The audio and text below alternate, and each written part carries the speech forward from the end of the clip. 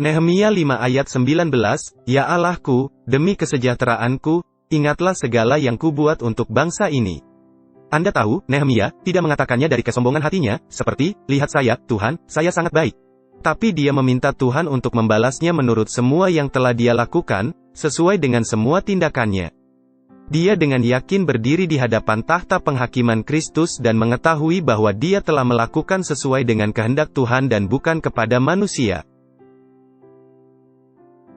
Anda tahu, cerita ini, dan kita telah melewati seluruh pasal ini sekarang. Cerita ini tepat di tengah-tengah kitab Nehemia.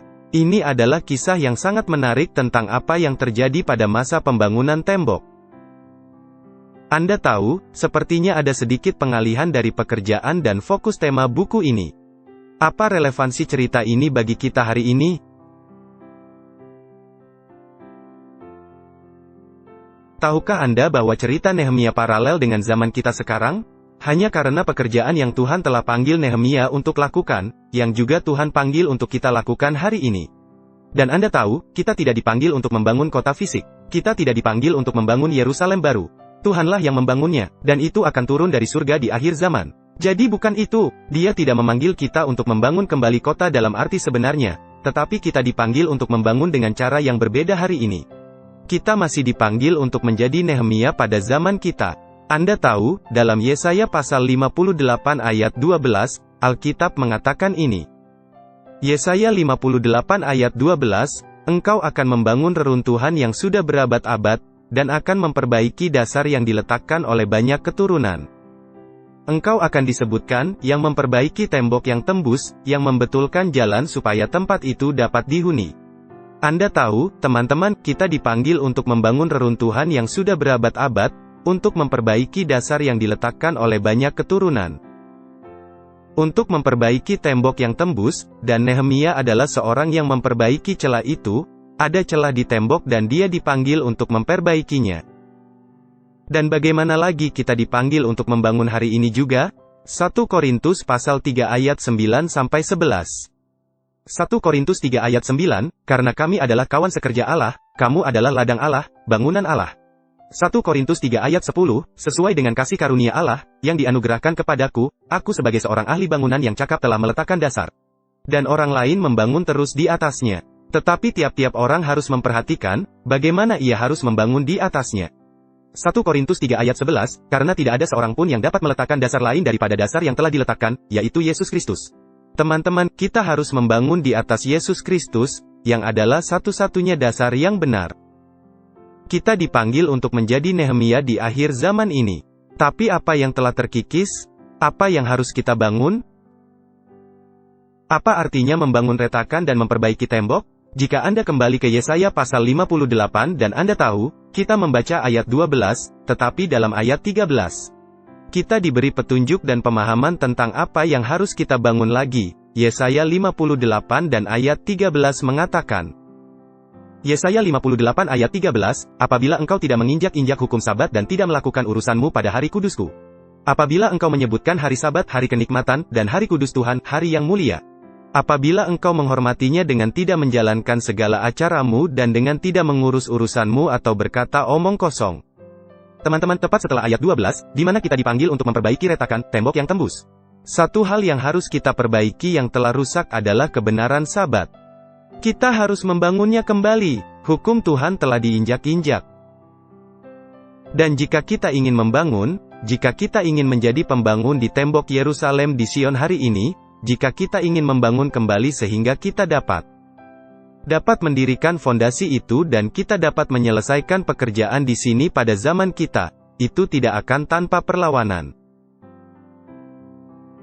Perlawanan yang Nehemia hadapi, harus kita hadapi juga. Dan jika tembok itu benar-benar hari Sabat, jika itu adalah pelanggaran yang telah dibuat, yang harus kita bangun kembali. Kita harus berharap bahwa orang-orang seperti Sanbalat, akan datang dan mengejek kita karena memelihara hari Sabat. Mereka akan menantang kita untuk itu. Mereka akan mencoba mendobrak tembok itu, hari Sabat. Kita akan menghadapi bahwa akan ada tantangan dari orang-orang dari dalam yang mengatakan itu sampah. Bahwa itu hanya sekumpulan tradisi dan tidak perlu kita pertahankan lagi. Dan kita hanya berhenti membangun tembok. Apakah Anda melihat itu? Tapi apa hubungannya ini dengan cerita yang kita lihat di Nehemia pasal 5 hari ini? Anda tahu, teman-teman, cinta uang, cinta keuntungan, cinta pameran tidak hanya menginfeksi dunia, tetapi bahkan mereka yang menyebut diri mereka Kristen hari ini. Mereka yang bahkan masih pergi ke gereja, banyak dari kita terjebak hanya dengan mencari nafkah. Dan kadang-kadang dengan mengorbankan orang miskin, dari mereka yang kurang beruntung. Kita mungkin melakukan apa yang sah, menurut hukum negara. Tapi di mata Tuhan, kita gagal. Para bangsawan dan para penguasa, mereka secara legal melakukan apa yang mereka lakukan dan orang-orang, mereka menangis karena mereka tidak adil. Mereka hanya menangis karena mereka tidak punya apa-apa lagi untuk digadaikan, dan itulah mengapa akhirnya mereka datang ke Nehemia. Mereka beroperasi dalam yurisdiksi hukum negara itu, tetapi di mata Tuhan, mereka sangat jauh dari melakukan apa yang benar. Dan Anda tahu teman-teman, bagi kita lebih sering ketika kita mengejar uang, ketika kita melakukan apa yang legal menurut hukum negara. Dan kita mencoba untuk membangun kekayaan kita, lebih sering daripada tidak, itu dengan mengorbankan hari Sabat. Ya, kita melanggar batas pada jam-jam Sabat. Hasrat kita akan keuntungan untuk mencari nafkah juga dibawa bersama kita ke gereja. Dan pada jam-jam Sabat, bisnis Anda, atau pekerjaan Anda, mengirimi Anda SMS pada hari Sabat, harus menerima telepon, hanya menelepon.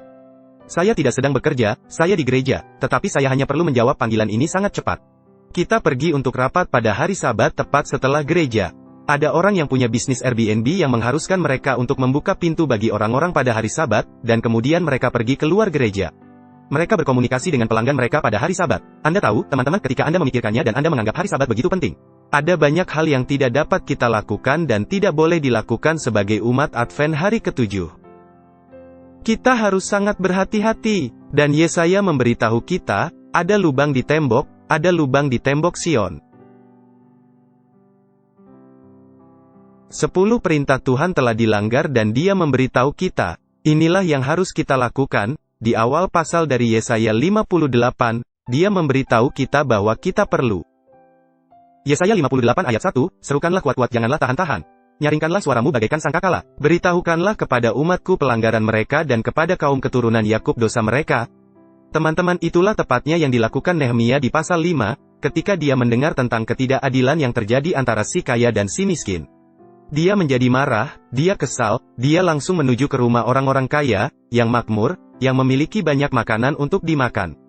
Dan dia menegur mereka dengan keras seperti yang Alkitab katakan akan keinginan untuk keuntungan di gereja-gereja kita saat ini. Harus dengan mengorbankan memelihara hari Sabat kudus. Dan hari ini saya berdoa untuk hati yang terbuka bagi Anda semua yang mendengarkan. Untuk menerima pekabaran ini seperti yang dilakukan para bangsawan di zaman Nehemia. Dan saya tidak mengatakan bahwa jika Anda menguduskan Sabat sekarang, Anda akan diberkati dan Anda akan menjadi lebih kaya dari sebelumnya. Tidak, para bangsawan dan orang kaya, para penguasa, mereka harus mengembalikan semua yang telah mereka ambil. Mereka kehilangan sejumlah uang. Mereka kehilangan beberapa kepemilikan, jika mereka ingin melakukan yang benar.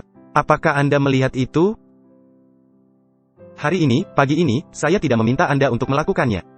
Karena Tuhan akan memberkati Anda bahkan lebih, 10 atau 100 kali lipat seperti yang Alkitab katakan. Tapi saya meminta Anda hanya untuk melakukan apa yang benar. Anda tahu, saya tidak yakin siapa yang melampaui batas dalam bisnis mereka. Saya tidak mengkhotbahkan ini untuk menunjuk seseorang. Saya tidak tahu siapa yang mencemari hari Sabat, apa yang mereka pilih untuk dilakukan di hari kudus ini. Tapi satu hal yang saya tahu pasti adalah bahwa jika ini tidak akan menjadi masalah, Alkitab tidak akan menyebutkannya sama sekali. Itu tidak akan ditulis di sana untuk kita. Tapi teman-teman, apa yang kita baca di sana bukan untuk mereka yang hidup pada masa itu. Apa yang telah tertulis di sana sekarang ditulis untuk kita yang hidup pada hari-hari terakhir, di akhir zaman. Dan saya tahu dengan pasti bahwa ada seseorang di luar sana, yang benar-benar perlu melihat lebih jelas kembali dirinya sendiri. Dengan komitmen mereka pada kebenaran dan kasih mereka kepada Yesus dan Juru Selamat mereka. Saya tahu dengan pasti bahwa ada seseorang di luar sana yang perlu jujur dengan diri mereka sendiri. Dan saya tahu pasti bahwa ada seseorang di luar sana yang perlu membuka mata mereka terhadap situasi mereka saat ini. Yaitu bahwa mereka tidak berjalan dalam takut akan Tuhan. Teman-teman, saya tidak tahu siapa itu, dan saya tidak menunjuk siapapun. Saya tidak berpikir khotbah ini hanya untuk berkhotbah karena saya memikirkan seseorang, tapi karena ada di Nehemia pasal 5. Dan jika kita ingin menyelesaikan pekerjaan membangun tembok di zaman kita, inilah masalah yang akan kita hadapi.